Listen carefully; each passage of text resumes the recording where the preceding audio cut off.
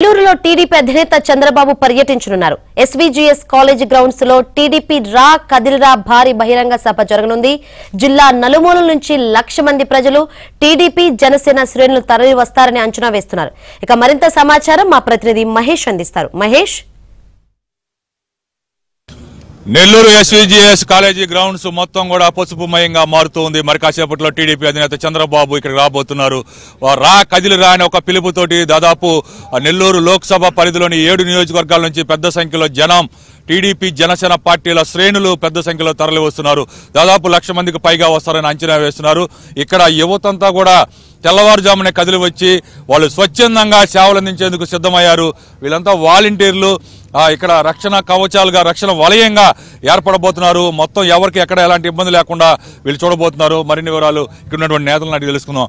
ఏం సార్ మీ యూత్ ఈరోజు తెలుగుదేశం పార్టీ జాతీయ అధ్యక్షులు చేపట్టినటువంటి రా కదలిరా కార్యక్రమానికి నెల్లూరు పార్లమెంట్ పరిధిలో నిర్వహిస్తున్న సందర్భంగా తెలుగు యువత ఆధ్వర్యంలో ఈ ప్రాంగణం మొత్తం వచ్చేటటువంటి లక్షలాది మంది జనాలకి మంచినీళ్ళు కానివ్వండి, మజ్జిగ కానివ్వండి, వాళ్ళకి ఎటువంటి అసౌకర్యం కలగకుండా ఉండేందుకు ఈరోజు తెలుగు యువత ఆధ్వర్యంలో దాదాపు 100,000 మంది వాలంటీర్లుగా స్వచ్ఛందంగా బాబు గారికి కూడా పోలీస్ ప్రొటెక్షన్ ఇచ్చినా ఇవ్వకపోయినా ఒక రక్షణ కవచం లాగా ఈరోజు తెలుగు యువతకు సంబంధించిన వాలంటీర్లుగా మేము పనిచేస్తా ఉన్నాం.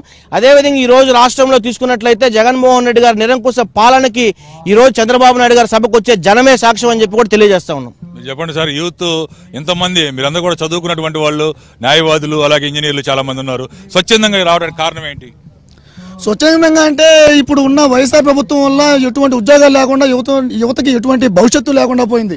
బాబు గారు వస్తేనే మాకు భవిష్యత్తు ఉంటుందని చెప్పి నమ్మి ఇప్పుడున్న ఉద్యోగస్తులు కూడా బీటెక్లు చేసిన వాళ్ళు, మీరు చెప్పినట్టు లాయర్లు చేసిన వాళ్ళు కానీ, ప్రతి ఒక్క డిగ్రీ చేసిన వాళ్ళు కానీ బాబు గారు వస్తేనే మాకు జీవితం ఉంటుందని చెప్పి స్వచ్ఛందంగా మా నెల్లూరు జిల్లా పార్లమెంటు మొత్తం మీద ఉన్నటువంటి యువత మొత్తం కూడా వాళ్ళు స్వచ్ఛందంగా వచ్చి మేము కూడా ఉంటాము, ఈ వాలంటరీగా వర్క్ చేస్తాము, మన కార్యకర్తలకి మేము సేవ చేస్తామని చెప్పి వాళ్ళు తెలపడం జరిగింది. అదేవిధంగా యువకాలం లోకేష్ బాబు గారికి రక్షణ కవచంగా నిలిచాము.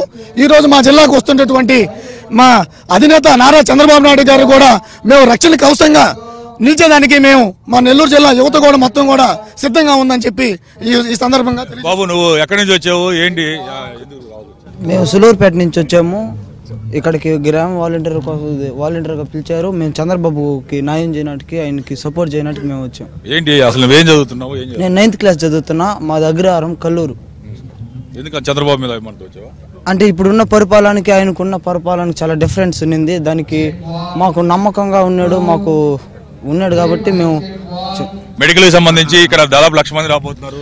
అవును, ఇక్కడ రాబోతున్నటువంటి ప్రజల్ని ఉద్దేశించి ఇక్కడ ఎటువంటి ఇబ్బంది కలగకుండా ఆరోగ్యపరమైనటువంటి విపత్తులు తలెత్తినా కూడా దాన్ని గట్టిగా చూసుకునే విధంగా ఏర్పాట్లు చేయడం జరిగింది.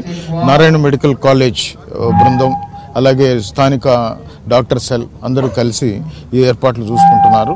అలాగే ఉదయగిరి నుంచి కూడా ఒక ప్రత్యేకమైనటువంటి అంబులెన్స్ రావడం జరిగింది. మొత్తం 10 అంబులెన్స్లు చుట్టూ ప్రాంగణం చుట్టూతా ఉన్నాయి.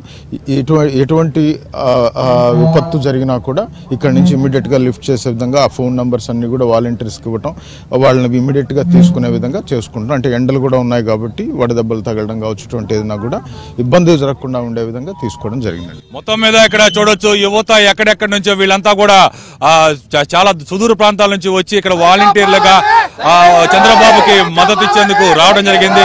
మొత్తం మీద ఇక్కడికి వచ్చే 1,00,000 మంది జనాభాకి ఎవరికి కూడా ఎలాంటి ఇబ్బంది లేకుండా ప్రత్యేకమైనటువంటి చర్యలు తీసుకున్నారు. చివరికి వైద్య పరంగా కూడా వాళ్ళకి ఎలాంటి ఇబ్బంది రాకుండా చర్యలు తీసుకోవడం జరిగింది. ఇది ఇక్కడ పరిస్థితి. Over to studio.